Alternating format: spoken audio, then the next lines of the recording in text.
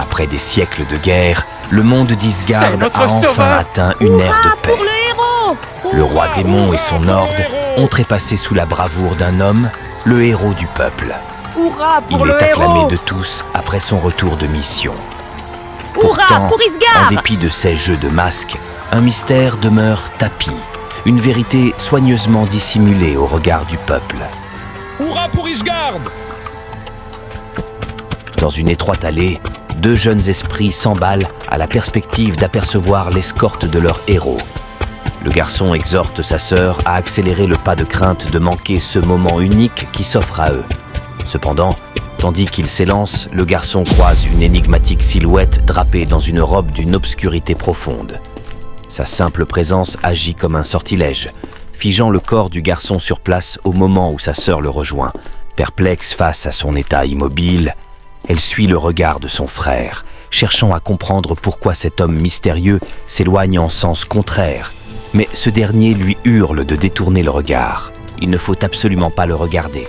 Cet homme est un mage noir. Un mage noir ?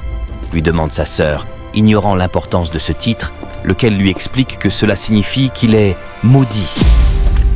Cette situation ne lui fait ni chaud ni froid, tandis qu'il continue de tracer son chemin solitaire, créant une atmosphère sinistre empreinte de mystère.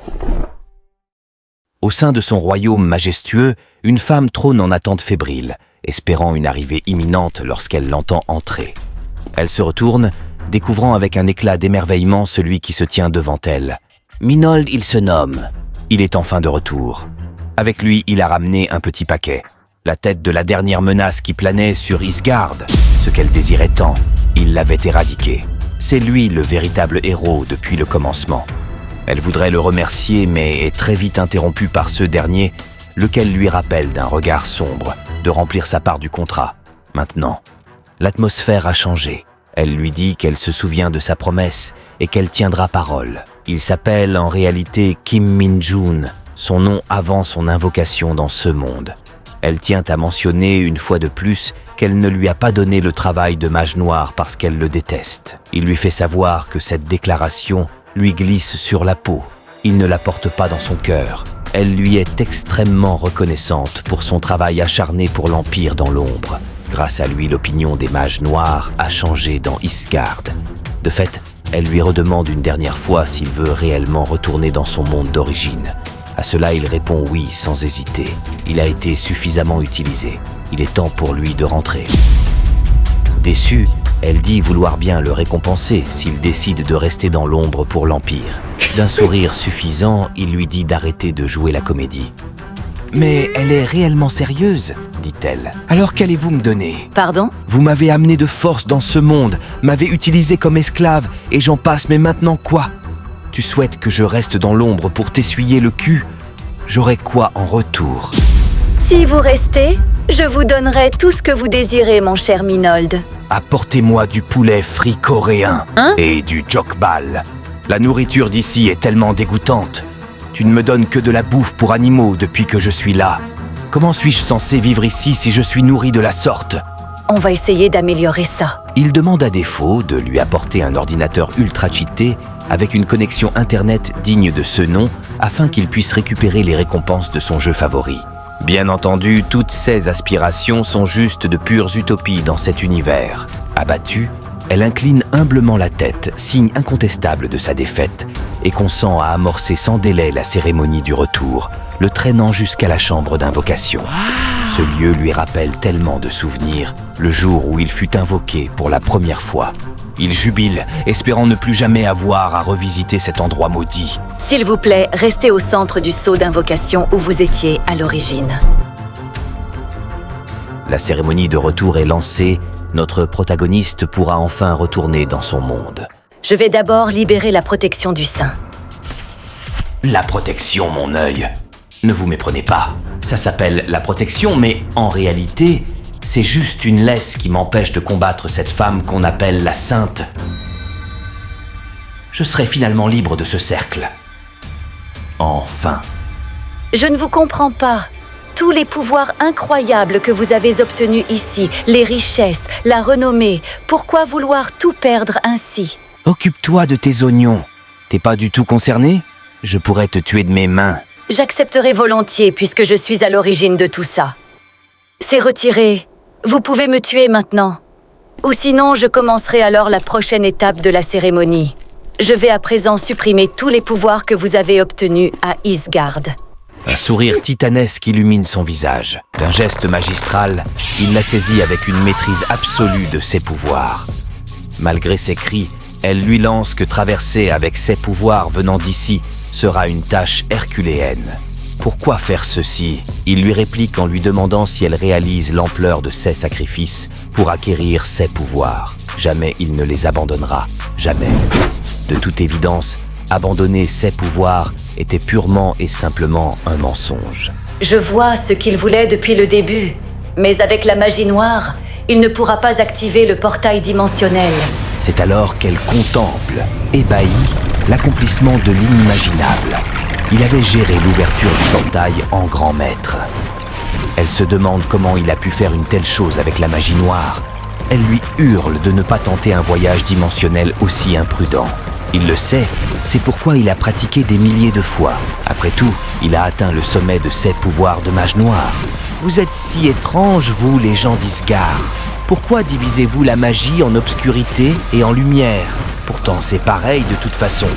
Ah, au fait, j'ai quelque chose à vous montrer avant de partir. Prends ça, sale chien. C'était un putain de plaisir de te connaître, sale. Ne nous revoyons plus jamais. Il lui adresse ses adieux dans un ultime élan théâtral avant de traverser le portail pour regagner son monde d'origine.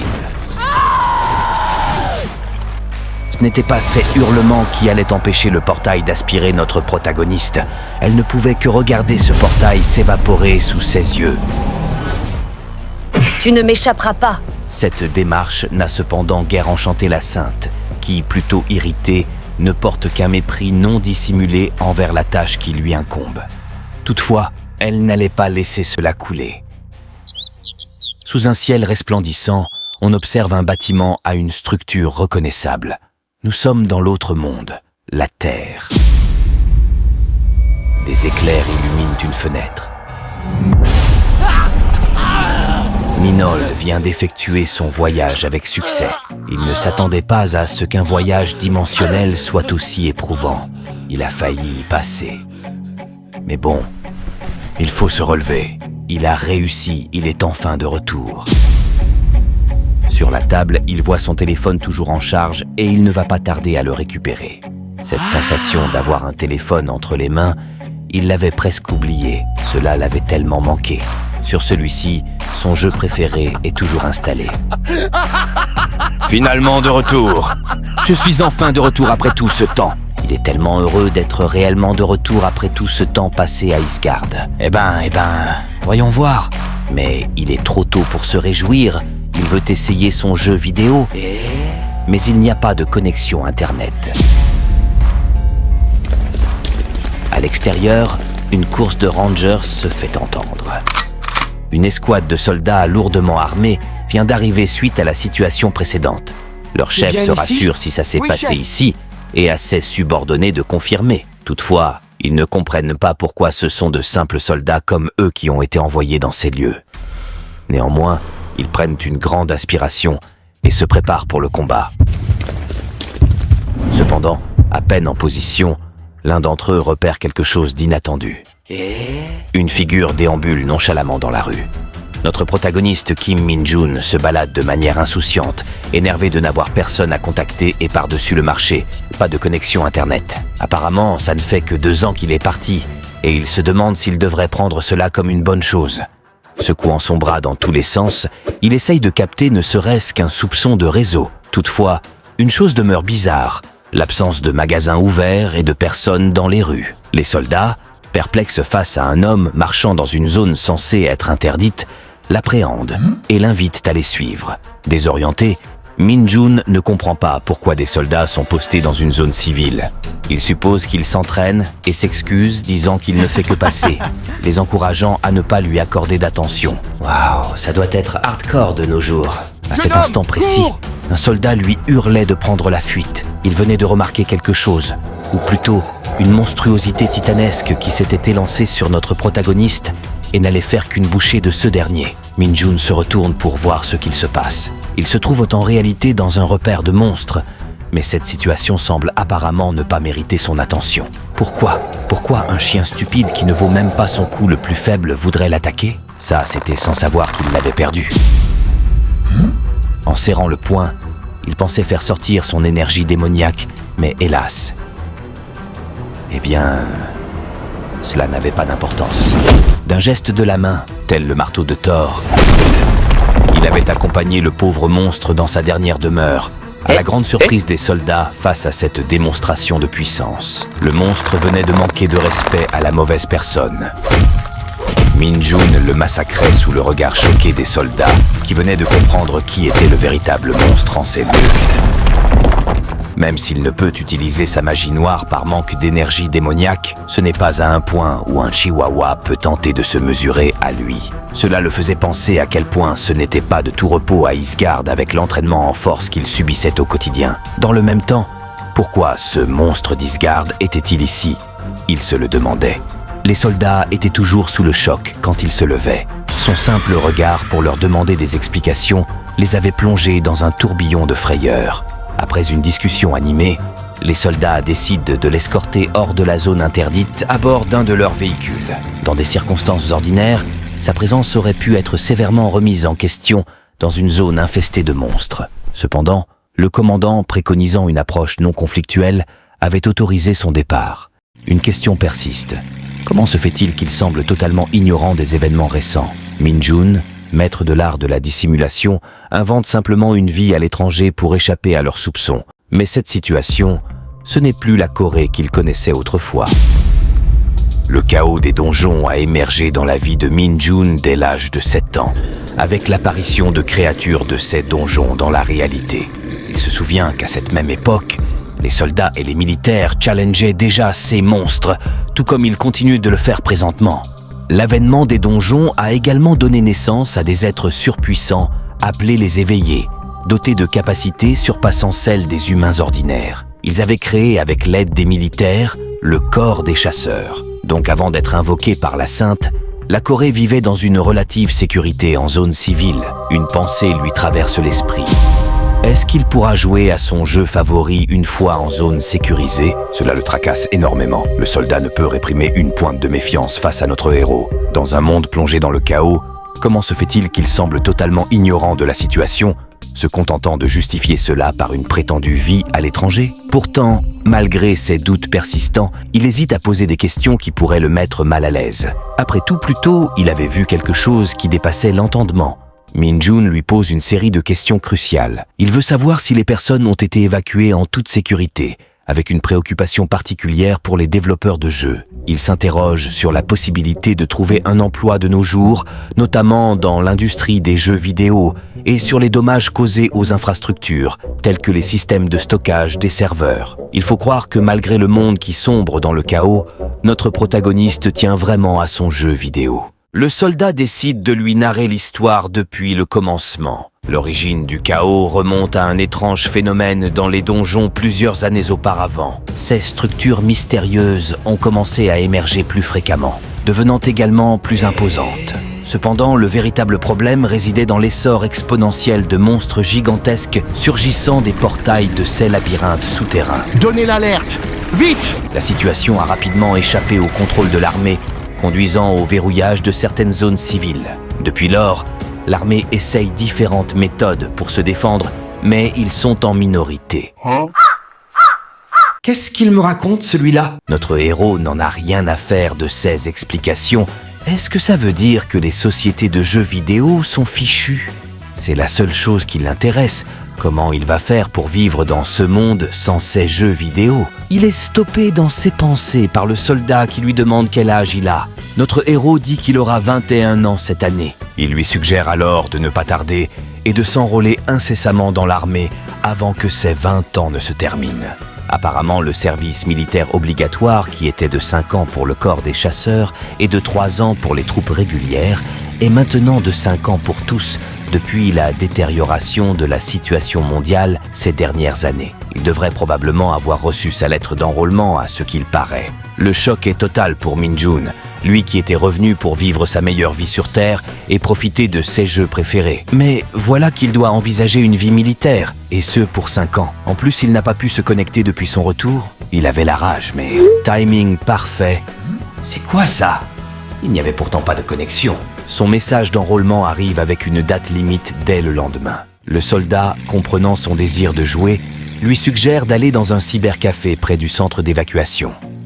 Dans le temps, n'ayant aucun ami, les jeux vidéo lui ont été d'un grand réconfort à la maison lorsqu'il avait appris la disparition de ses parents. C'est à ce moment qu'il a été invoqué à Isgard.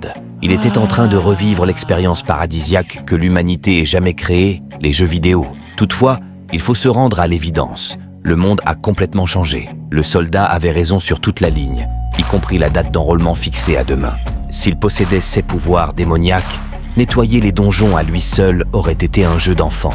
Mais pour une raison qu'il ignore, son corps n'a plus une once d'énergie démoniaque, qui est la source principale de sa magie noire. Mais ce n'est pas comme s'il était sans défense. Il est clair que sa seule force physique peut faire l'affaire.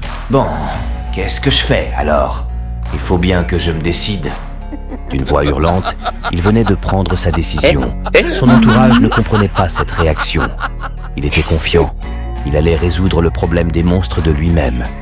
Comme prévu, le lendemain, il est allé pour son enrôlement. Il était surpris de voir autant de personnes dans la même situation que lui. Cependant, il les trouvait tous dépressifs. Et cela, notre héros avait du mal à le comprendre. Il leur est demandé à tous de se présenter à l'auditorium immédiatement. Ils ont dit que l'armée n'était plus ce qu'elle était. Je me demande si ça sera aussi difficile qu'à Isgard. Les instructeurs leur crient dessus pour qu'ils fassent preuve de discipline. Ce n'est pas l'école maternelle ici. Les nouvelles recrues sont décontenancées par ce traitement qui vient à peine de commencer. Min-jun, lui, les trouve sympas comme instructeur comparé aux musclores qui le formaient à Isgard. Il a la haine. Il a oublié de le tuer avant son départ. Le commandant de bataillon disait « Attention, avant de commencer, levez la main si vous n'avez pas eu l'occasion de postuler au corps des chasseurs. » Personne ne réagissait à ces dires, mais il continuait. Le corps des chasseurs reçoit un traitement différent, vous savez, avec un salaire de base beaucoup plus important. Ce n'était pas cette déclaration qui allait changer les choses. Alors il continuait en disant « De toute façon, c'était juste une formalité. » Il fallait les comprendre. Les chasseurs sont en première ligne. De fait, si un monstre surpuissant débarque, c'est eux qui devront encaisser. Le risque est beaucoup trop important. Mais c'est alors qu'une recrue avait levé la main. Il s'agit de notre héros. Les autres ne comprennent pas pourquoi. Pourquoi lève-t-il la main? Il lui est demandé de s'avancer immédiatement.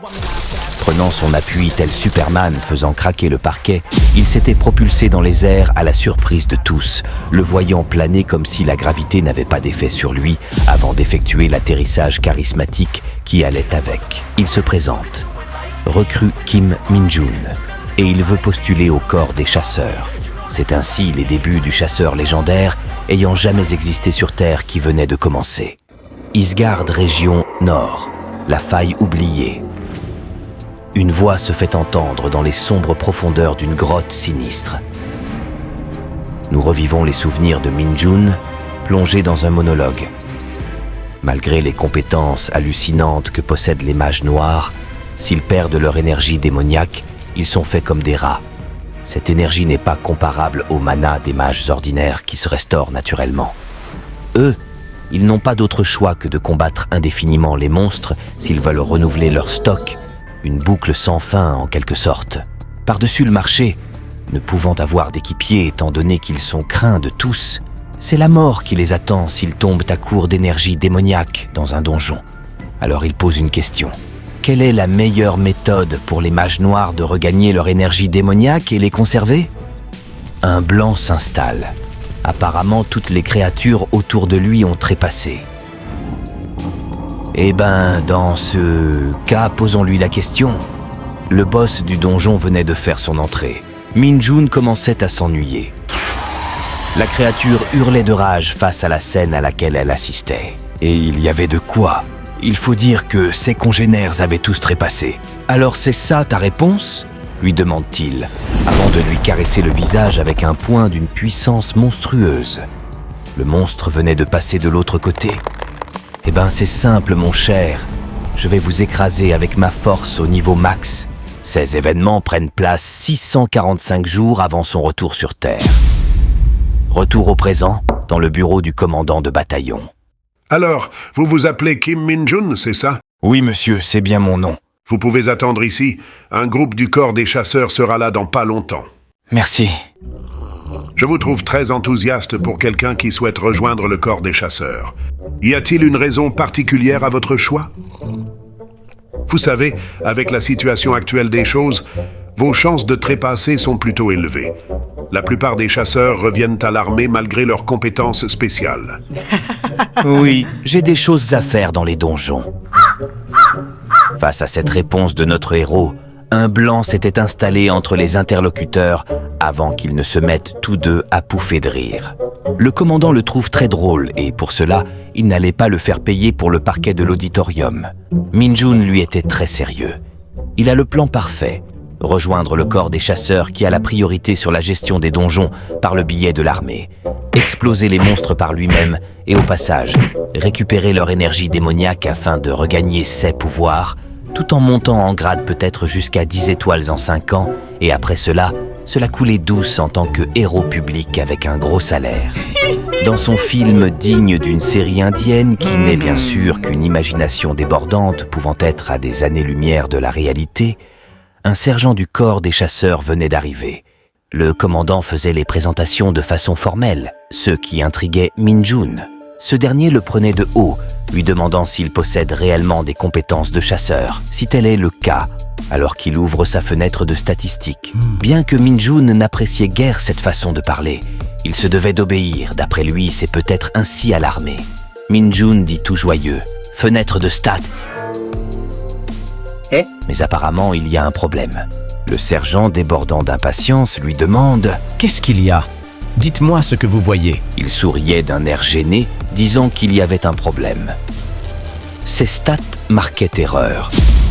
Le sergent était très énervé, cette situation n'était jamais arrivée auparavant. Il lui demandait « Quoi? Tu es en train de te foutre de moi ?» Dans son bureau, le commandant était heureux de revoir une connaissance après un long moment. Il l'appelle chasseur Song Eun-seo. Elle dit ne pas être chasseur pour l'instant. Comme tous les nouveaux enrôlés, elle est juste une recrue. Il lui dit qu'elle pourrait avoir un camarade très intéressant et lui demande si elle veut aller le voir avec lui.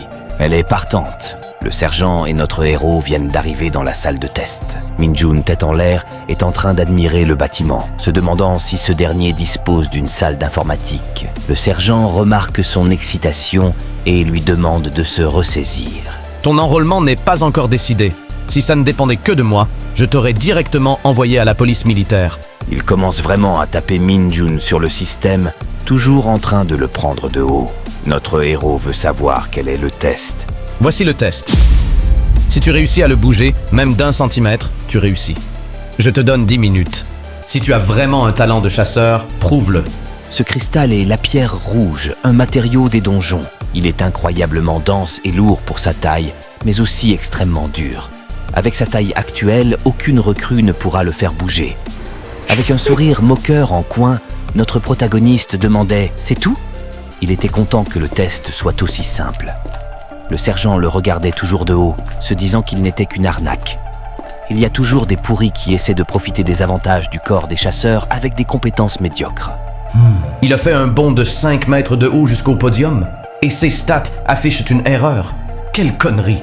Si seulement c'était possible de regarder la fenêtre de stats de quelqu'un. Depuis la mezzanine de la salle de test, il l'observe. Le commandant lui dit « C'est lui ». Il a apparemment montré d'incroyables prouesses physiques devant le commandant de bataillon au centre d'entraînement des recrues, mais sa fenêtre de stats affiche une erreur. Je n'ai jamais entendu une affaire similaire en tant que commandant d'entraînement du corps des chasseurs. J'ai de grands espoirs de voir à quel point il sera unique. Je me souviens de cette chose. C'était partout dans les donjons d'Isgard. Ce minéral ridiculement lourd. À cette taille, je peux facilement l'envoyer valser. D'un geste large de la main, le poing de Min-jun s'apprêtait à embrasser cette pierre rouge face à la surprise des autres qui se demandaient ce qu'il essayait de faire. Bon, qui sait? Peut-être qu'il y a de l'énergie démoniaque à l'intérieur. Son poing était si puissant, que l'impact avait pulvérisé en 1000 morceaux le matériau qui avait été jusqu'alors phare pour la sélection des chasseurs. Les autres n'en revenaient pas. Ils étaient tous bouche bée à la vue de cette situation. Mais comment? Le sergent était abasourdi. Il pensait, il a pulvérisé la pierre rouge en un seul coup. Ce petit est juste monstrueux. À son expression faciale et la goutte de sueur qui coulait sur son visage, on pouvait facilement savoir qu'il se disait « Heureusement que je n'ai pas tenté un combat rapproché avec lui.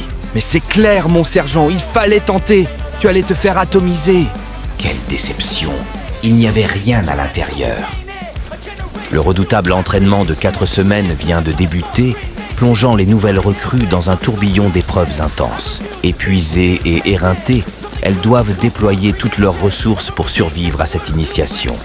Les poids de sable entravent chaque pas, transformant chaque mouvement en un défi. Le pire reste à venir. L'ascension de 6000 marches, sous le regard impitoyable d'un instructeur obsédé par la vitesse. L'entraînement dépasse toutes leurs attentes, car à la fin de ces 4 semaines, ils devront être prêts à affronter des monstres. Cependant, au cœur de cet entraînement brutal, émerge un individu singulier, un véritable excentrique qui semble prendre un malin plaisir dans cette épreuve, comme s'il descendait une montagne enneigée plutôt que de grimper une interminable série de marches. Une question émerge dans l'esprit des autres recrues. Est-ce lui qui est normal, ou bien sont-ils le problème? Il trouve son corps extrêmement léger. Léger à tel point qu'il s'imagine voler s'il avait toute son énergie démoniaque. L'entraînement des chasseurs semble être un véritable paradis pour Min Jun. Comparé au haillon d'Isgard, l'uniforme militaire a une allure qui lui convient parfaitement. Il s'enthousiasme à l'idée de déguster des repas somptueux inclus dans le programme d'entraînement. Mais ce n'est pas tout. Le temps libre avant le coucher est une cerise sur le gâteau. Pour couronner le tout, une salle informatique dernier cri est à disposition. Durant ces moments de liberté, personne ne le dérange, sauf s'il tente de déserter. Min Jun, initialement prêt à s'échapper si les lieux ne lui plaisaient pas, s'est retrouvé à rêvasser devant l'opulence de cet endroit. Un lieu où l'on peut s'entraîner, savourer des mets délicieux, être gracieusement rémunéré et même disposer de temps pour jouer au jeu. Dans ces lieux de formation des chasseurs, il a trouvé son propre paradis sur Terre. Une oasis où la réalité d'Isgard et ses soucis semblent s'évaporer, laissant place à une opportunité inattendue de bonheur et de confort. Tout ça le motivait encore plus. Le sergent Lee, communément appelé l'instructeur du diable par les recrues, entendait des pas venir vers lui avec ardeur. Il était sous le choc par ce qu'il voyait.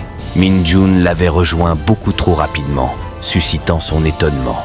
En plus de cela, notre protagoniste se demandait si c'était tout. Il faut croire qu'il avait encore de l'énergie à revendre. Tandis qu'il était en train de contempler la vue offerte par le sommet, l'instructeur se demandait qui il était en réalité. En temps normal, la montée prend 1 heure, et pourtant, il l'avait déjà finie. Il se tourne en direction du sergent tout joyeux, se mettant à le harceler. « N'avez-vous pas dit que nous aurions droit à une permission si on finissait en moins de 30 minutes ?» demandait-il. L'instructeur lui remet alors un bout de papier, lequel semblait être la permission de sortie. Min Jun était très heureux de cela, tandis qu'il était dans son coin, en train de réfléchir à la manière avec laquelle il allait utiliser sa permission. Le sergent se souvenait que Min Jun venait comme ça de battre le record du temps de montée. Avant lui, personne auparavant n'avait reçu de permission. Min Jun était monté en 21 minutes et 1 seconde, une première depuis longtemps. Il attire ainsi l'attention du sergent qui décide de l'observer de près. Dans la salle commune, les recrues se questionnent sur la nécessité d'un entraînement aussi strict. L'une des recrues était excitée face à l'augmentation de ses statistiques d'1 point, suscitant ainsi l'enthousiasme général. Notre protagoniste était choqué face à cela. Il pensait même avoir mal entendu. Comment peuvent-ils être autant excités pour un point de stats ? À Isgard, il n'avait pas le choix. Il se souvenait que ses stats montaient de 10 points par jour d'entraînement, sinon ça allait très mal se passer pour lui. Les autres lui faisaient la conversation, ceux qui le surprenaient. Il faut dire qu'à Isgard, tous avaient peur de lui, le pensant maudit en tant que mage noir. Alors, avoir des gens avec qui discuter était plutôt agréable pour une fois. Il se précipitait à la salle informatique tel un fou furieux quand il eut entendu qu'elle était ouverte. C'était l'appel des jeux vidéo. Elle était effectivement ouverte, faisant de lui l'homme le plus heureux au monde. Tout excité, Il planifie même une sieste de 2 heures après avoir joué, se rappelant que cela était plus que suffisant dans son ancien monde. Au petit matin, les recrues étaient traînées par le sergent Lee, lequel les oblige à finir 40 km en 2 heures, tout en maintenant une vitesse constante. Cette routine n'était qu'une promenade de santé pour Min-jun, qui ne transpirait pas une seule goutte, suscitant la perplexité de ses camarades à son égard, lesquels se demandaient s'il était un monstre ou quelque chose du genre. « Ah, un monstre ? J'ai même apporté de l'eau pour mes gentils camarades, mais je présume qu'ils n'en veulent pas. » Les recrues s'étaient ruées sur lui tels des oisillons affamés. Min-jun prenait un malin plaisir à les traiter de la sorte. « Allez, buvez mes petits, buvez !» Le lieutenant Lee était arrivé, exprimant sa déception envers l'escadron pour sa faiblesse. Ils sont le pire escadron, toute équipe confondue. Quoi ? D'après lui, la moitié d'entre eux mourront en moins d'1 mois et demi s'ils sont déployés après l'entraînement. Pour appuyer ses dires, il évoque la dernière étape de l'entraînement, le Donjon Adjustment Training, une phase déterminante pour devenir un vrai chasseur. Ce qu'il faut savoir est que les donjons disparaissent généralement lorsqu'ils sont entièrement purgés de leurs monstres. Cependant, dans certains cas, ils restent ouverts et leur structure interne est différente chaque jour. De fait, ils deviennent un terrain d'entraînement idéal, confrontant les chasseurs à la réalité des multiples environnements possibles des donjons. C'est ça le Donjon Adjustment Training. Les recrues sont totalement terrorisés. Afin de les motiver, ils décident d'offrir des vacances de 2 nuits et 3 jours à la meilleure recrue. Tandis que les autres étaient toujours perdus, Min-jun lui était ravi d'entendre parler de vacances. Plus tard, dans la même journée, les recrues sont surprises par ce qu'elles voient, sauf comme toujours quelqu'un parmi eux qui n'en a rien à faire. Ils font face à un portail de donjon, la plupart pour la première fois. Il est vraiment grand ce portail. Certaines recrues manquaient de se faire écraser par un véhicule de l'armée qui les avait surpris. « Que fait ce camion de plus de 2 tonnes ici ?» se demandaient les recrues à terre. Des grognements flippants se faisaient entendre. Il y avait à l'arrière des cages remplies d'yeux lumineux qui les observaient. C'étaient des chiens de donjon qui salivaient face à la multitude de repas gratuits qui se tenaient devant eux.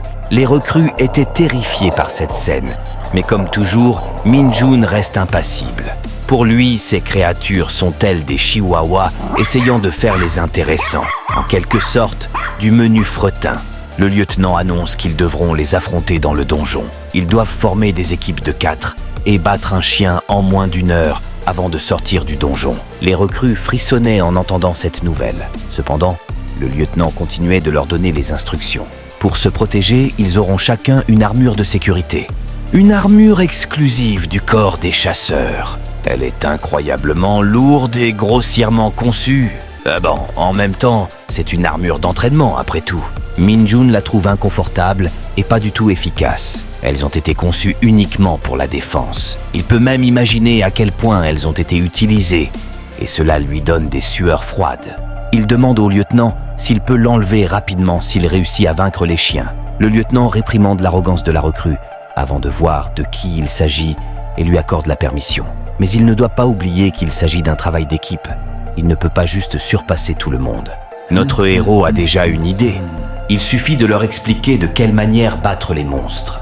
Il se presse de leur expliquer le plan, leur disant avec enthousiasme que les monstres vont leur sauter dessus pour les tuer, mais il ne faut pas qu'ils paniquent. Ils ont juste à attraper leurs jambes et casser leur os en 2. Ils devraient être morts à ce stade, mais s'ils sont toujours vivants, alors il faut plier leur dos dans la direction opposée et les déchirer comme on déchire du kimchi. Il était très emballé, mais les autres l'étaient moins face à son fameux plan de la mort qui tue. Le lieutenant ordonnait de relâcher les monstres. Les chiens sont libérés et bondissent férocement vers le donjon. C'était comme s'ils n'avaient Dieu que pour le portail du donjon qui se trouvait devant eux. Les autres étaient confus par cette attitude, mais Min-jun leur expliquait qu'à la vue de leur habitat, après avoir été longtemps captifs, ils n'ont pas perdu de temps, dissipant ainsi la confusion. Ses camarades étaient impressionnés par son savoir à propos des monstres. En réalité, lui aussi était comme eux, il n'y a pas si longtemps. Trêve de bavardage, il était temps pour eux de faire face à la dure réalité de la pratique de la chasse en traversant le portail. Les recrues avaient des sueurs froides. Elle n'avait pas encore intégré la situation jusqu'à présent. Min-jun, lui, n'en avait rien à faire. Notre héros ne pensait qu'à rapidement se débarrasser de cette armure, laquelle le mettait mal à l'aise. Le lieutenant informe par radio l'équipe d'instructeurs du début de l'entraînement et leur demande d'intervenir en cas de pépin. Ils acquiescent. Ils étaient cachés dans le donjon afin d'observer à distance l'attitude des recrues. Ils venaient de remarquer qu'une équipe était déjà en place. Et parmi eux, ils voyaient Min-jun, le monstre, la recrue ayant excellé à tous les niveaux pendant ces 4 semaines d'entraînement. L'instructeur se demande s'il sera aussi compétent dans le donjon. Tandis qu'ils explorent le donjon, des yeux brillants dans l'obscurité les observent. Ils avaient éveillé l'appétit des monstres. Min-jun alias Minold les avait aussi repérés. Toutefois, il n'intervient pas, même s'il peut les éliminer incognito en un éclair. Cependant, ses coéquipiers n'en tireront aucune expérience. De fait, il les prévient de leur approche imminente. Ses coéquipiers sont tous envahis par la peur quand ils voient les monstres chiens arriver tout enragés. Les créatures s'étaient lancées, tout en bavant. C'était comme si une mère venait de dire à ses enfants « Le repas est servi ». Le dernier à arriver n'aura rien. Minold les demande de ne pas s'inquiéter. Les armures assureront leur protection. Il prend l'initiative de montrer l'exemple en prenant les devants. « Qui veut passer en premier ?» demande-t-il aux monstres, lesquels attaquent sans préavis. Les créatures étaient plutôt intelligentes. Elles avaient encerclé leur proie afin de ne laisser aucune échappatoire. L'un des monstres mourait d'envie d'être le premier à passer. D'une esquive habile sur le côté du chien qui s'était approché, Min-jun prend la pose élégante d'un joueur de baseball et l'envoie au tapis d'une frappe sèche et puissante. La mort ne pouvait qu'apprécier le travail bien fait. De l'autre côté, l'un de ses coéquipiers était en train de se faire attaquer. Le monstre lui faisait une prise sur le bras et ne voulait pas le lâcher. Ce qu'il ignorait était sa position idéale. C'était la position parfaite d'une balle de foot, telle une passe envoyée à Olivier Atom. Min-jun l'envoyait valser avec son tir de la feuille morte. Le monstre s'écrasait dans les bras de la faucheuse. Min-jun demande à son coéquipier de riposter s'il se fait mordre, soulignant l'importance de ne pas montrer la peur, car les monstres pourraient le prendre pour une proie facile s'ils sentent sa vulnérabilité. En situation réelle, nous aurions déjà perdu 2 personnes. Nous sommes en supériorité numérique. On doit utiliser cet avantage pour leur mettre la pression. Sous les directives efficaces de Min-jun, le dernier monstre était accablé, surpris par la formation autour de lui. Les instructeurs se demandaient si Min-jun n'était pas à tout hasard un sergent du corps des chasseurs qui avait remonté le temps pour s'enrôler de nouveau. Il faut dire que son leadership était beaucoup trop stupéfiant pour une nouvelle recrue. Les mêmes coéquipiers, préalablement pris de panique, tels des guerriers expérimentés, étaient en train de maîtriser le monstre avec une puissante étreinte, lequel hurlait pour sa vie. Du jamais vu. En général, dès que les recrues paniquent, tout part en vrille. Mais grâce à Minold alias Min-jun, ils avaient géré la situation. Il n'a pas utilisé sa force physique pour gérer par lui-même, mais les a parfaitement coordonnés. Il venait ainsi d'être la recrue ayant obtenu le meilleur score. Les instructeurs se présentent à eux et les félicitent pour leur travail, avant de les inviter à sortir.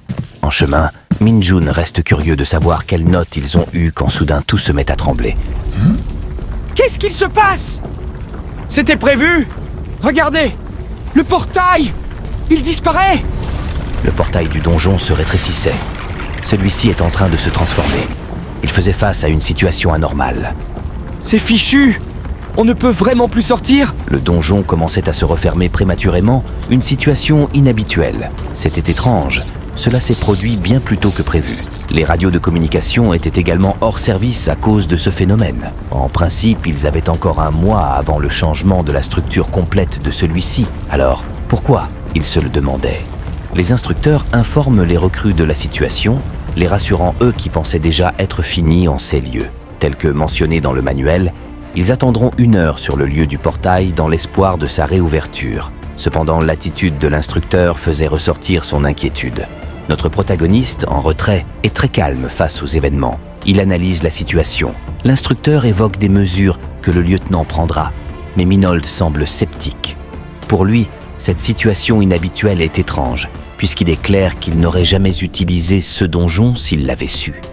Observant les instructeurs qui s'entretiennent à l'écart, il comprend que cette situation n'est pas mentionnée dans leur manuel, et ils ne savent pas comment y réagir. De son côté, il a une fois dû faire face à une situation similaire à Isgard. D'après lui, il s'agit là d'un donjon fermé et non transformé. Et si tel est le cas, Le nettoyer sera un peu plus compliqué. Cependant, il est là. Alors, gérer ce donjon ne sera pas un problème. Les instructeurs aussi ont compris qu'il s'agit d'un donjon fermé, et ils n'auront pas d'autre choix que de le nettoyer à l'aveuglette sans connaître la nature des monstres. Ils exposent la situation aux recrues avant de débuter l'exploration. La situation étant mise à jour, ils comprennent que toute aide extérieure s'avère impossible. Les recrues sont beaucoup plus tendus depuis qu'ils sont au courant des choses, poussant l'instructeur à regretter son choix. Cependant, ils doivent avancer. Si seulement ils avaient leurs véritables équipements, les choses auraient été différentes.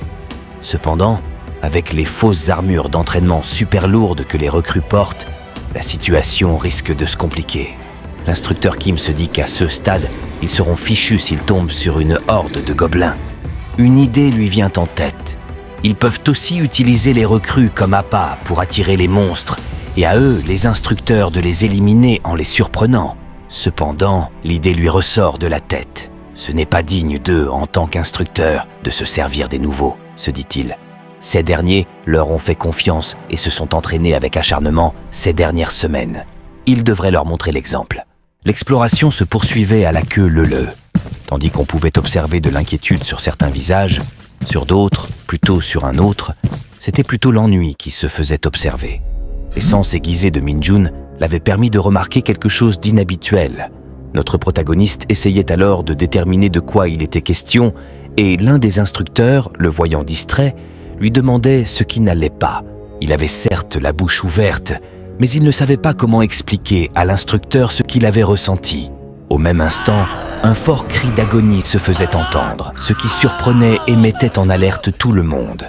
C'était l'instructeur Kim qui hurlait de douleur. Quelque chose lui était arrivé. Il s'était écroulé. De la mousse lui sortait de la bouche et plein de veines étaient observables sur son visage. Était-il mort ?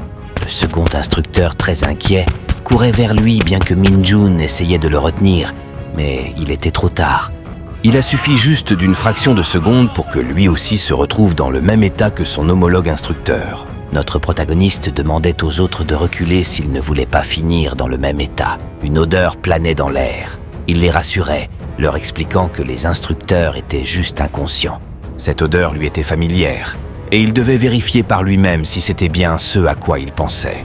Il leur lançait les instructeurs, les prévenait de ne pas le suivre et de rester près de la sortie, avant de s'enfoncer dans les profondeurs du donjon tout excité en direction de l'odeur, même si ses coéquipiers lui hurlaient de ne pas y aller.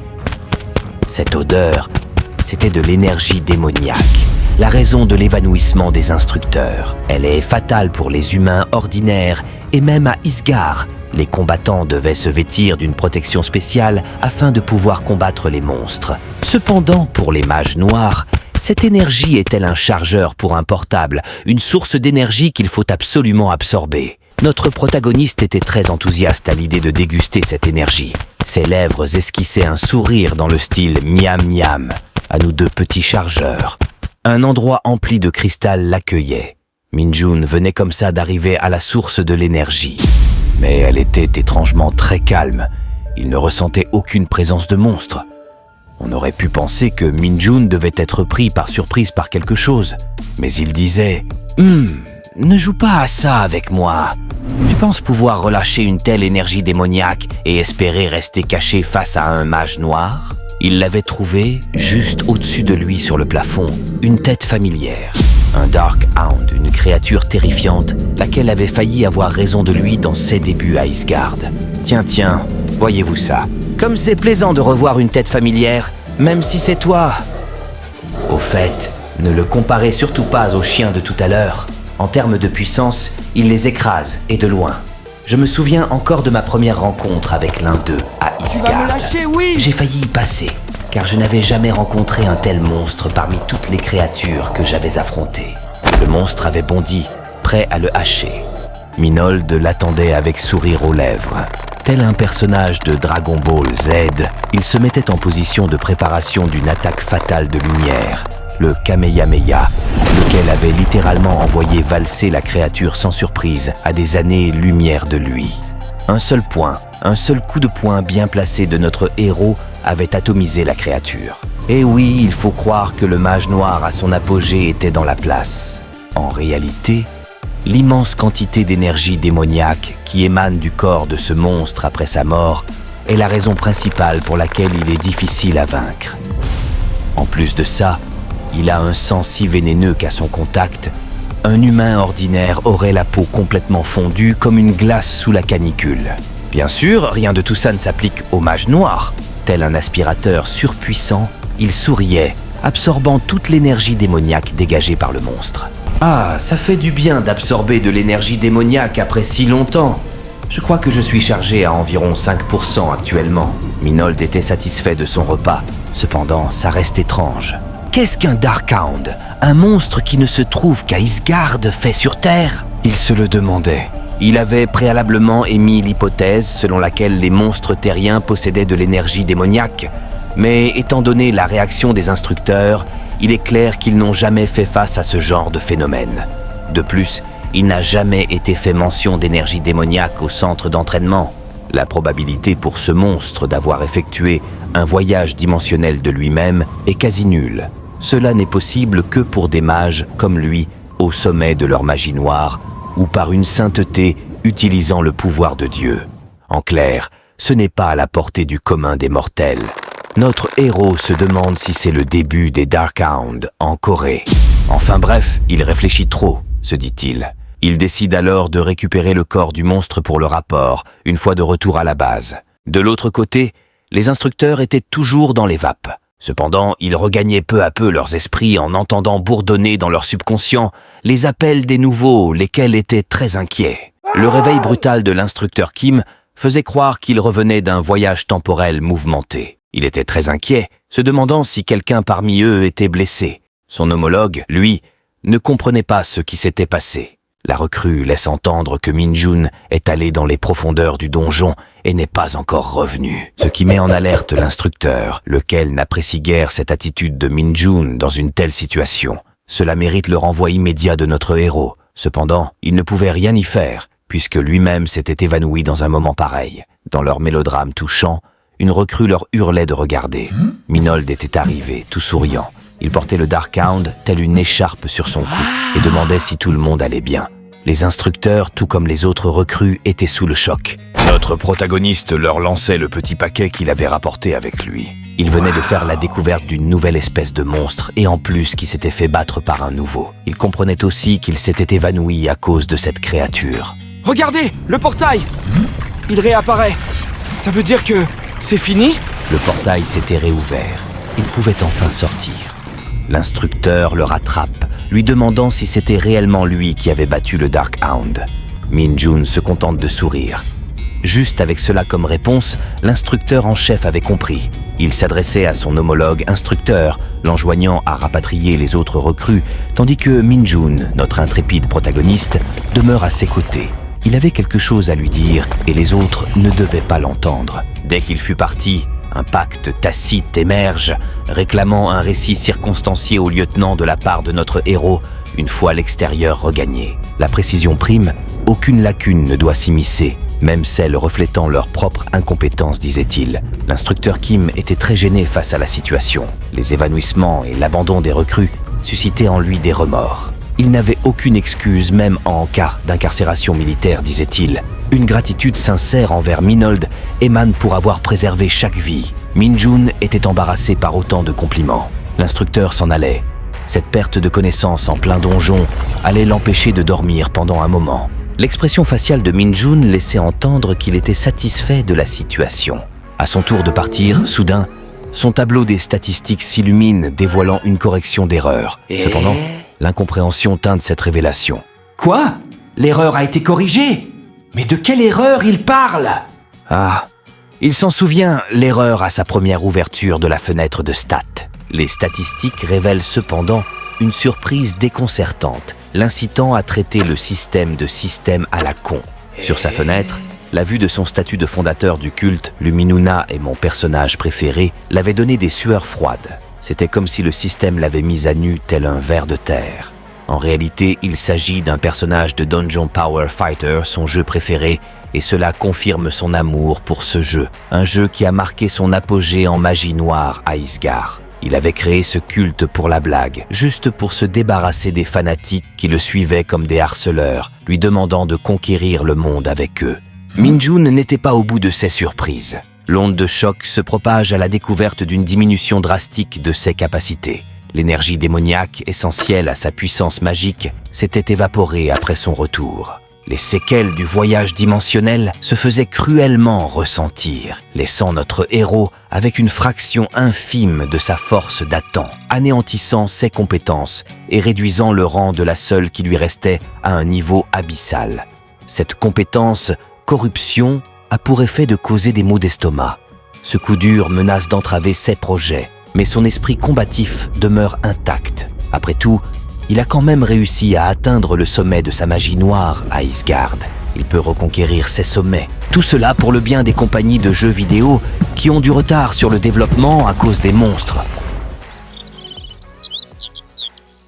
L'équipe de notre protagoniste était en train de relater ses exploits aux autres recrues. Pendant ce temps, il était allé à la rencontre du commandant d'entraînement lequel l'avait appelé. Celui-ci semblait heureux de le voir. Il l'avait fait venir car il avait quelque chose à lui dire. Il s'agit d'une proposition pour lui, étant donné qu'il a eu le meilleur score. Alors, acceptes-tu de m'écouter? Soldat Kim Min-Jun, monsieur! Oui, monsieur, répondait notre héros, tandis que le commandant était en pleine admiration devant sa personne. Cette recrue est-elle une grue parmi les poules? C'est clairement quelqu'un d'exceptionnel. Même ceux au-dessus de la moyenne sont des poules à côté de lui. Je suis content d'avoir vécu assez longtemps pour assister à ça. Min-Jun est perplexe face au silence du commandant, lequel pense que ce serait une perte nationale si un talent tel que lui venait à rejoindre les rangs de chasseurs ordinaires. Il a entendu dire qu'il voulait avancer aussi vite que possible. Cependant, avec leurs règles actuelles, les soldats ne peuvent passer les examens avant 1 an. Mais s'ils profitent d'une dérogation, c'est une autre histoire. Min-Jun est tout oui face à ce qui va s'en suivre. Le commandant lui hurle « Si tu es volontaire pour rejoindre le corps des chasseurs à Cheorwon, dans la province de Gangwon, j'utiliserai mon autorité en tant que commandant d'entraînement pour obtenir une dérogation. S'il y va, il n'aura pas à attendre 1 année supplémentaire, dit-il. » Il lui demande ce qu'il en pense. Un silence de cimetière prenait place après la fougue du commandant. Ce dernier pense qu'il a peut-être trop exagéré. Après tout ça reste tout de même Cheorwon. Entre-temps, Min-Jun était en pleine analyse de la proposition. 104e division, le groupe des chasseurs invincibles. L'endroit où tous ses camarades lui ont dit d'éviter par tous les moyens. Le temps y est glacial avec la neige qui tombe sans cesse. Ce n'est pas tout. Les monstres et les donjons y apparaissent plus fréquemment. Cette ligne de front est considérée comme la plus extrême de toutes. Dans le même temps, Min-Jun se demande si ce n'est pas superbe comme proposition. Il faut croire que notre héros est attiré, tel un aimant, par les lieux dangereux. S'il peut progresser, ça l'importe peu l'endroit où il sera déployé. Et si par-dessus le marché il jouit d'une dérogation, c'est juste incroyable. De plus, avec autant de donjons, c'est juste parfait pour son plan de progression. Il pense quoi de mieux que faire ses preuves dans les donjons pour rapidement évoluer en grade et élargir son champ d'action tout en absorbant au passage l'énergie démoniaque. Il ne peut rêver mieux. Le commandant avait perdu espoir. Il comprenait qu'il avait possiblement été trop excité lorsqu'il l'entendait dire « J'irai ». Hein? Il pensait avoir mal entendu. Min-Jun répétait à plein poumon « J'irai à Cheorwon ». C'est la cérémonie de déploiement. Son camarade est en pleurs. La séparation est rude. Il lui hurle de l'appeler une fois arrivé, mais Minold lui dit qu'il doute que lui, il le contacte. Cependant, celui-ci veut savoir pourquoi notre héros s'est porté volontaire pour cet endroit. À cela, il lui répond « C'est trop difficile pour que tu puisses comprendre. Vous ne savez pas, mais j'ai un objectif fou dans la vie. » Peu de temps après, ils étaient partis. Minold attendait seul. Il était le dernier. Un camion militaire surgissait de nulle part et son nom se faisait appeler. Devant lui se tenait un soldat colossal, lequel lui demandait de l'excuser. Il avait été retardé à cause de la neige. La neige? En quel mois? Min-Jun était perdu. Il ne comprenait pas. Le soldat lui annonçait qu'ils allaient partir vers la base et que notre protagoniste devait monter à l'arrière. Min-Jun se met à réfléchir. Il espère que la vie à la base ne sera pas trop compliquée. Les entraînements ne sont pas un problème en soi. Après tout, il est le mage noir le plus puissant qui existe. Ce qui l'inquiète, c'est le bizutage. D'après ce qu'il a vu à la télé, il n'apprécie vraiment pas cette pratique. Il n'aimerait pas se retrouver dans une situation merdique. Il n'a pas la patience pour supporter ce genre de choses en ce moment. Cependant, il venait de se souvenir que c'était l'armée. Ah, je suppose que je vais devoir le supporter pour le moment. Si je frappais un supérieur ne serait-ce qu'une fois, j'irais en prison militaire en tant que simple soldat. La poisse. Peu de temps après, ils étaient arrivés à destination. Une porte était ouverte. Min-jun était poussé à l'intérieur de la pièce et on entendait des instructions. Voilà le nouveau, nourrissez-le et apprenez-lui. Ceux présents dans la pièce étaient tous surpris. Deux d'entre eux, avec des yeux scintillants, disaient « Un nouveau !» avant de se ruer sur lui et lui demandaient son nom. Notre héros se présentait tout gêné. « Recrue Kim Min-jun », disait-il. « Kim Min-jun ? Le super soldat des rumeurs ?» demandaient les deux surexcités devant lui. Il était clair que les rumeurs à son égard ne prenaient pas les escaliers. Ce sont les deux alphas du dortoir ? Ils me regardent comme s'ils avaient découvert un nouveau jouet. Ça me met mal à l'aise. Les deux aînés voulaient savoir pourquoi il était venu dans cette base. Avec des notes comme les siennes, il aurait pu rester à l'arrière dans une zone moins dangereuse. À cela, Min-jun répondait qu'il a fait ce choix pour accélérer sa progression. Il disait « On m'a dit que la ligne de front était la meilleure pour gagner rapidement en expérience. » C'était une réponse absurde. Les aînés ne le comprenaient pas. Pour eux, Min-jun était un vrai fou furieux et ils appréciaient ça. Les deux ne tardaient pas à lui demander quel était son talent. « Mon talent ? Voyons voir. Si je leur montre, vont-ils enfin me foutre la paix ?» Min-jun répond, leur disant qu'il va les montrer les pompes à un doigt. « Quoi ? Tu te fous de nous ?» Le sergent Shaw s'énervait, lui disant qu'il peut faire ça toute la journée. Son ami était curieux, lui demandant de le laisser faire. Notre héros leur avait coupé le souffle. Les gouttes de sueur sur leur visage montraient leur émerveillement face à ce qu'ils observaient. Ils avaient devant eux un maître dans l'art des pompes à un doigt et ce, à la verticale. Les deux sergents étaient sous le choc. Avait-il quelqu'un dans leur peloton capable de réaliser cette performance ? Ah oui, un enfoiré de sergent, disait-il. Au même instant, une aura meurtrière se faisait ressentir derrière Min-jun. Eh ben, quand on parle du loup, bref, vous savez quoi ? Le sergent en question était là, le sergent Lee Sung-go, le même sergent du test du cristal rouge. Les deux autres ne l'appréciaient vraiment pas. Ils le taquinaient, et cela avait le don de l'énerver. En réalité, ils étaient jaloux, car ce dernier avait obtenu des jours de congé, et pas eux. Lui non plus ne les appréciait guère, à cause de leur attitude. Cependant, il ne peut rien y faire. Notre protagoniste comprenait alors que dans un tel endroit, la différence de grade est véritablement cruciale. Le sergent Lee appelle le soldat de première classe, Lee Dong-jin, et lui ordonne de correctement enseigner à Min-jun, puisqu'il est son cadet. Ce dernier acquiesce en bonne et due forme. Les deux hommes font connaissance et l'aîné décide de tout lui expliquer autour d'un plat. Il avait reçu une permission spéciale pour visiter le PX, un genre de mini-supermarché pour les militaires. On ne peut même pas se rendre au PX quand on veut ? Il lui demande de prendre tout ce qu'il veut manger. Min-jun lui demande s'il est sûr, il mange beaucoup. Il insiste, il est si gentil. Eh ben, le soldat grelottait quand il fallait payer l'addition, ce qui intriguait le caissier, lequel lui demandait s'il avait attrapé froid. Pourquoi tremble-t-il autant ? Min-jun, lui, était tout content, la bouche pleine. Il aimerait savoir pour quelles raisons ils ne peuvent aller au PX à volonté. Le soldat lui explique. Les soldats de première classe et en dessous ne peuvent y aller que les week-ends. Les grades ici comptent énormément et offrent de nombreux avantages, comme par exemple pour utiliser la salle informatique, il faut être au moins caporal. Min-jun lui demandait si on ne pouvait changer ces règles absurdes. Et bien pour ce faire, il devrait au moins passer sergent et même à ce niveau, ça ne sera pas chose facile. Notre héros venait de comprendre qu'il devait rapidement monter de grade. Il n'avait pas le choix s'il désire faire ce qu'il souhaite, et cela l'énervait beaucoup. Son aîné lui explique qu'être sergent dans le corps des chasseurs n'est pas une mince affaire. Il a raté l'examen à plusieurs reprises, et cela fait maintenant 3 ans qu'il est soldat de première classe. Notre héros lui veut être promu rapidement. Il ne peut se permettre de stagner à ce stade. Il lui faut garder ce soldat de son côté, se dit-il. Il peut lui être utile. Un personnage étrange les avait rejoints. Il l'avait agrippé tel un harceleur qui venait de retrouver sa victime. Il était clair qu'il était probablement un de leurs supérieurs. Le soldat de première classe, tout gêné, lui propose de se joindre à eux. Celui-ci s'empressait de manger tout ce qu'il y avait à table. Cette situation ne plaisait guère à notre héros.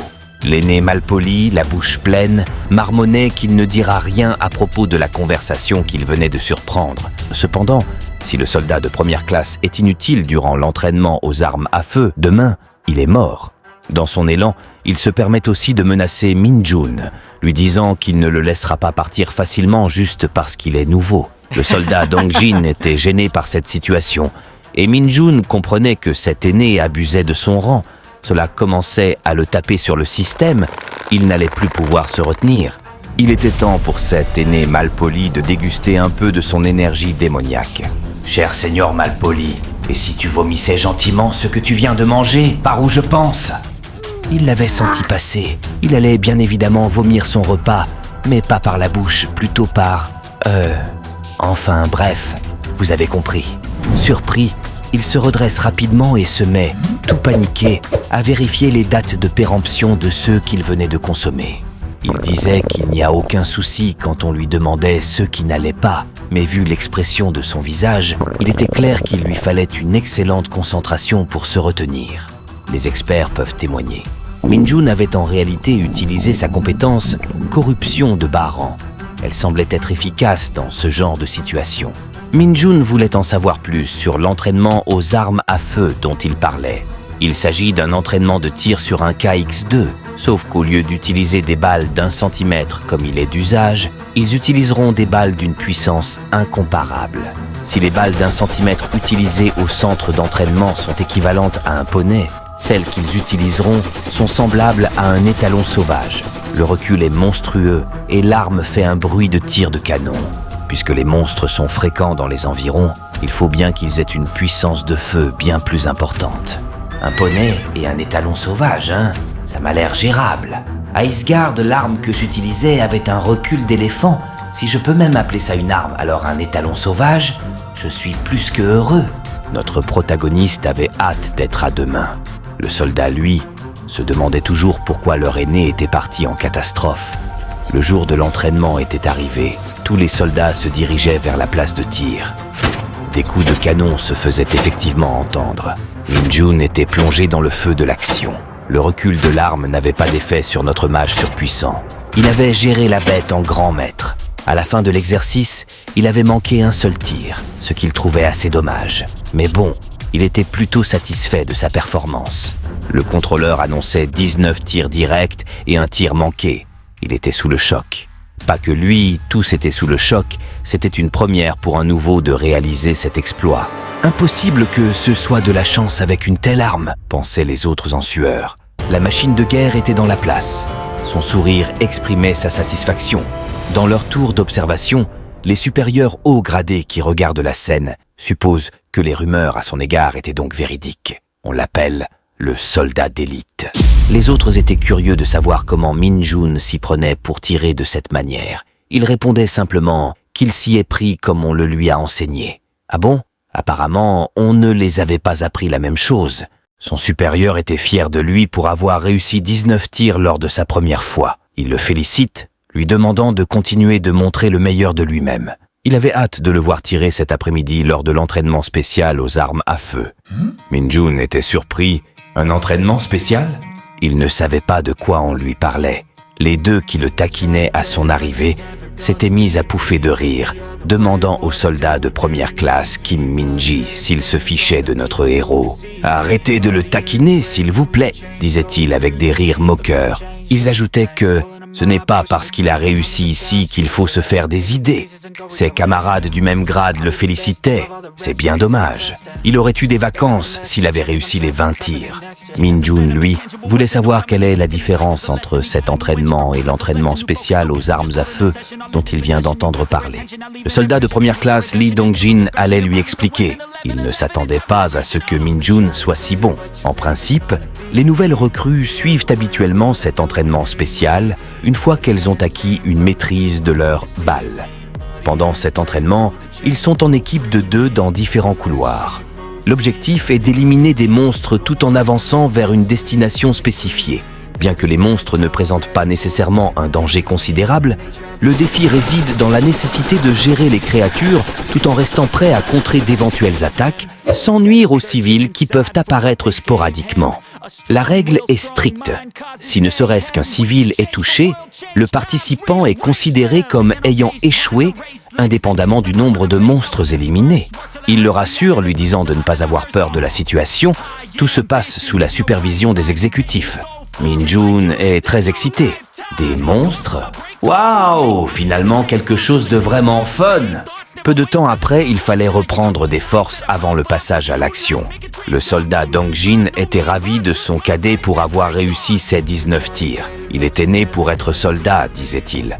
La moyenne est de 10 tirs réussis et il venait de pulvériser ce record. En dehors de lui, le sergent Lee Seong-go aussi est excellent avec 17 tirs réussis à son actif. Avec cela pour lui, Min-Jun réussira l'épreuve les doigts dans le nez. Notre protagoniste voulait former une équipe avec lui. Cependant, il lui faisait comprendre que tout se décide arbitrairement d'après ceux qui l'avaient entendu. Pas très sûr que ce soit le cas. L'entraînement était sur le point de commencer. Le supérieur leur hurle d'enfiler leur gilet pare-balles et d'attendre. Tous exécutaient instantanément les ordres du supérieur. Min-Jun était serein comme à son habitude. « Oh, je suis dans l'équipe du nouveau. La comparaison va être dure », exposait une voix familière, non loin de notre héros. C'était le sergent Kim Gwang-shik, celui qui avait goûté à son énergie démoniaque la veille. Il montait sur ses grands chevaux, disant qu'après tout, un sergent est à 1000 lieues d'un simple soldat. Min-Jun n'en revenait pas. C'était son partenaire d'entraînement et à en juger par son attitude, il n'avait pas retenu la leçon. « Voyons voir, puisque le temps moyen de notre équipe est de 3 minutes pour terminer, notre nouveau ne devrait-il pas améliorer ce score ?» disait-il d'un air moqueur. Il le menace d'un air terrifiant, lui disant « Fais en sorte d'en finir en 3 minutes. Si tu n'y arrives pas, tu le regretteras. » Notre héros reste calme face à ces provocations. Il continuait, lui demandant où était passée sa confiance de tout à l'heure. Pour Minold, ce type est une cause perdue. Cependant, il lui répond qu'il fera de son mieux. Il s'en fout qu'il fasse de son mieux. Il veut des résultats. S'il a le malheur de finir après lui, il est mort. Il faut dire que ce sergent était sérieusement énervant. Il l'invitait à regarder et apprendre de la première équipe. C'était parti. « Vous êtes prêts, soldats? Si oui, alors descendez !» Le sergent Kim Moon-gi pour le couloir de tir 1 et le sergent Jong Han-young pour le couloir de tir 2. Ils étaient prêts. Les deux hommes descendent individuellement dans l'installation souterraine prévue à cet effet. Les portes s'ouvrent, dévoilant des soldats très concentrés. Un vent hostile émanait des profondeurs du tunnel visible. Ils s'étaient lancés, prêts à affronter l'inconnu. L'entraînement qui de base était un entraînement tactique destiné à éliminer des monstres tout en protégeant des civils sur des cibles dans une zone fermée, venait de se transformer en une compétition entre différents soldats. L'objectif était maintenant de passer le test le plus vite et le plus proprement possible et de presser le bouton de fin à une destination spécifiée avant son adversaire. À l'extérieur, ils étaient tous accrochés au chrono, se demandant qui allait finir en premier.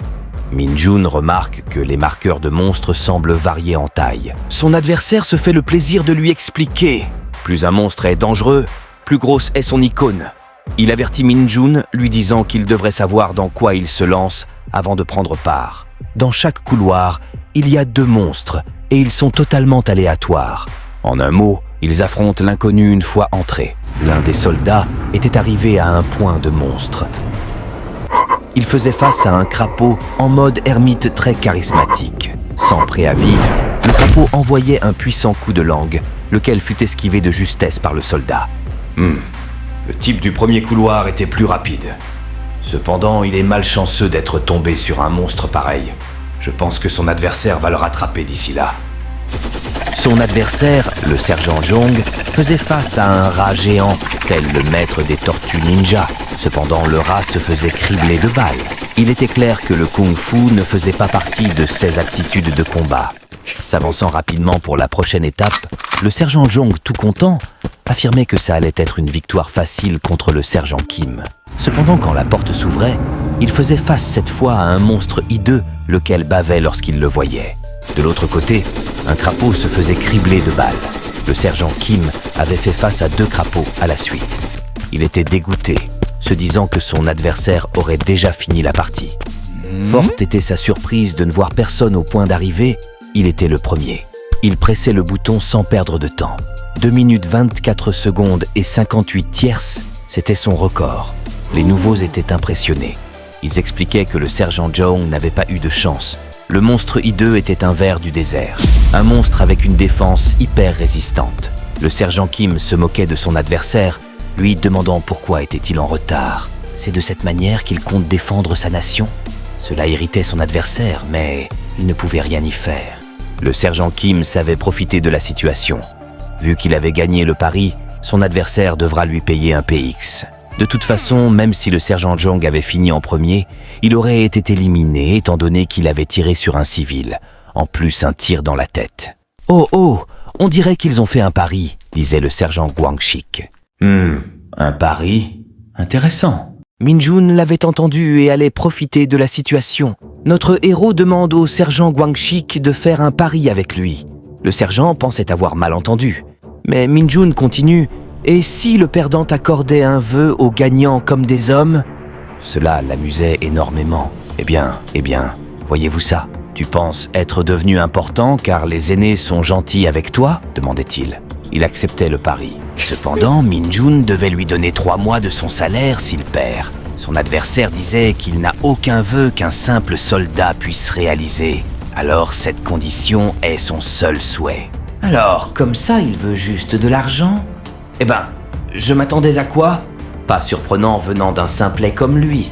Minjun acceptait le gage à sa grande surprise. « Que le prochain groupe se mette en place !» hurlait le supérieur Kim. Ils étaient en place, Minold et le sergent Guangxik prêts à se faire face. Ça ne se voyait pas comme ça, mais les provocations du sergent Guangxik avaient fonctionné. Minold était très à cran. Il aurait pu laisser cela passer, mais il n'était pas assez mature pour cela. Notre protagoniste avait libéré son énergie démoniaque. Cette atmosphère, celle qui pouvait être ressentie à l'instant, présageait quelque chose de singulier. De l'autre côté, les cadets avaient eu vent de leur pari et étaient excités à l'idée de savoir qui allait le gagner. Mais est-ce qu'un simple soldat pourrait gagner face à un sergent? Dans leur discussion, un gigantesque tremblement se faisait ressentir. Ils étaient tous surpris, se demandant ce qui se passait. Dans le souterrain, la porte s'ouvrait. Minold aussi se demandait ce que c'était ce tremblement. Il faisait face à une situation des plus étranges. Un monstre gigantesque en pleine dégustation se tenait devant lui. Notre héros se demandait à quoi il était en train d'assister. Un monstre qui en mange un autre? Le monstre était si grand qu'il fallait lever la tête pour le regarder. Il venait de le déranger en plein repas. D'un geste rapide de sa patte gauche, la créature lui envoyait un coup de griffe tranchant, lequel fut esquivé par un saut instantané de Minold. En plein combat, Minold pensait à la bouffe du dîner. Il voulait en finir rapidement pour aller manger. Cette cible, si je la touche, je suis disqualifié. Je vais être mal si je tire sans réfléchir et que je la touche par accident. Peu importe. Le monstre n'en avait rien à faire de ses pensées. La bête s'apprêtait à lui asséner un crochet du gauche des plus monstrueux. Minold aussi préparait le sien. Il ne comprenait pas pourquoi la bête se déchaînait autant. L'onde de choc émise par la rencontre des poings témoignait de la puissance des deux monstres. Cependant, l'un était surpuissant. Minold venait d'éclater la patte de son adversaire, lequel hurlait de douleur. Il riait, lui demandant s'il s'était calmé. Notre héros comptait maintenant le fusiller. Mais qu'est-ce que... Eh ben, ça n'allait pas se passer comme il l'avait prédit. Tel un lézard qui fait repousser sa queue, le monstre se régénérait à une vitesse fulgurante. Il avait ajouté un petit arsenal à sa patte, une lame gigantesque, laquelle allait servir pour dépecer son repas. De l'autre côté, tous se rendaient compte que le nouveau faisait face à un problème inhabituel. Un accident? Il se le demandait. Le supérieur exécutif venait de capter la situation. Un monstre cyclope, pensait-il, avec une goutte de sueur sur le visage. Cette espèce de monstre est aussi connu comme le démon dévoreur.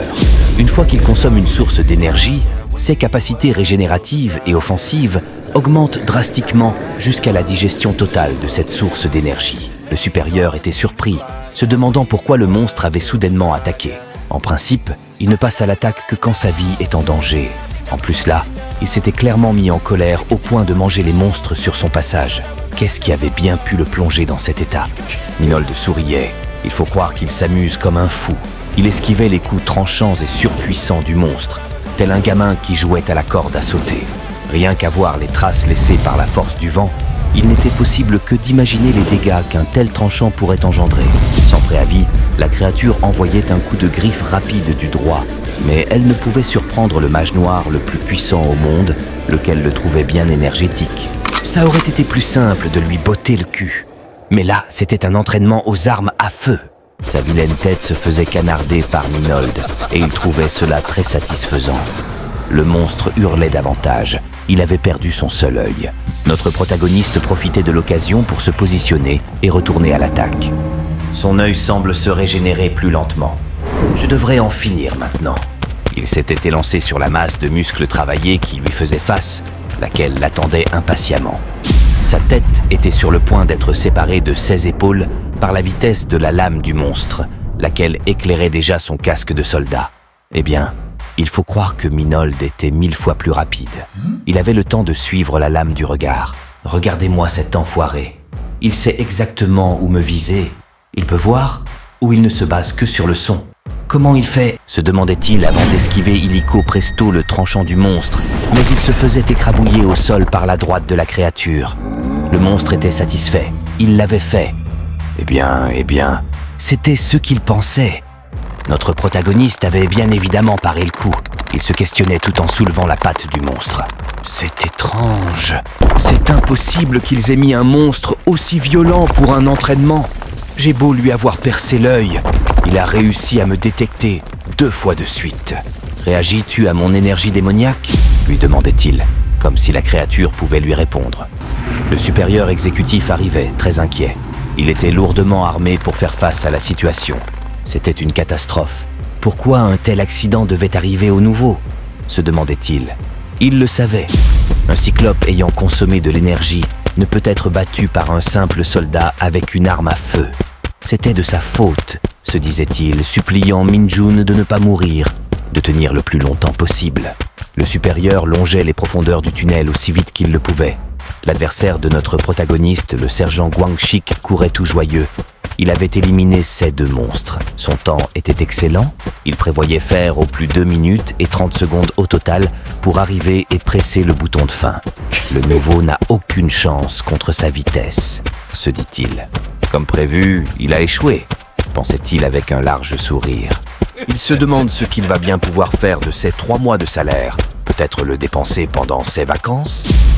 Dans l'antre de l'arrivée, un valeureux soldat, arborant une décontraction empreinte d'assurance, se tenait majestueusement, les mains posées avec une nonchalance élégante sur les hanches, faisant face au bouton poussoir qu'il contemplait avec une admiration presque sacrée. Son instinct aiguisé avait perçu l'approche de quelqu'un, faisant monter en lui une tension électrique d'anticipation. Il l'observe et, d'un sourire diaboliquement moqueur, il presse le bouton avec un doigt, comme pour se foutre de lui.